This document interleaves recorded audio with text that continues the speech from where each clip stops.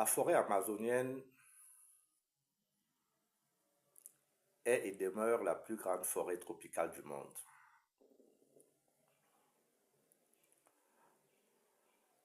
Elle s'étend sur 5,5 millions de kilomètres carrés à travers 9 pays d'Amérique du Sud,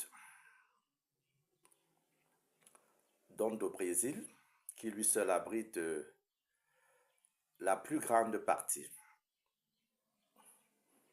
Il y a le Pérou et la Colombie également. La forêt amazonienne est donc considérée comme ce qu'on pourrait appeler un véritable sanctuaire de biodiversité, car à elle seule, elle abrite près de 10%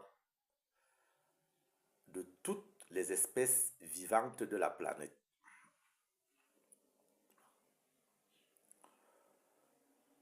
Si on parlait des caractéristiques principales de cette forêt amazonienne, concernant la biodiversité et son écosystème, on parle d'une richesse inégalée, car elle compte près de 390 milliards d'arbres, des dizaines de milliers d'espèces de plantes, ainsi que des millions d'insectes et des milliers d'oiseaux, de poissons et de mammifères. En termes de régulation climatique, on dirait de la forêt amazonienne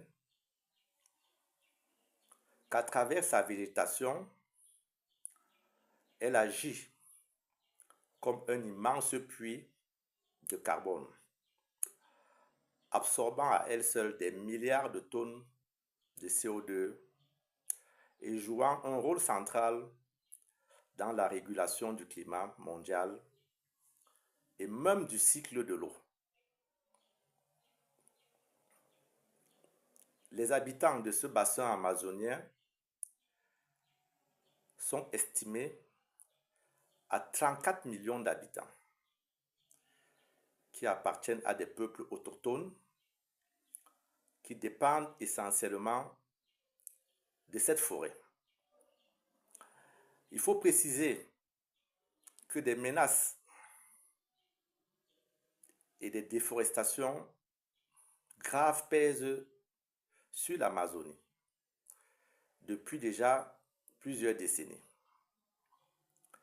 car près de 80% de la déforestation est due à l'élevage du bétail, à la culture du soja et à l'exploitation forestière.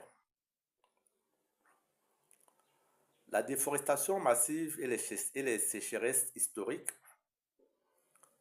perturbent le cycle hydrologique, je dirais, car les scientifiques craignent un point de non-retour où une grande partie de cette forêt tropicale pourrait se transformer en savane. Il y a certes de nombreux enjeux, mais malgré les efforts qui sont faits pour réduire la déforestation vis-à-vis de la pression économique, on constate une recrudescence d'activités illégales qui continuent à menacer certainement, durablement cet écosystème vital pour l'humanité qu'est la forêt amazonienne.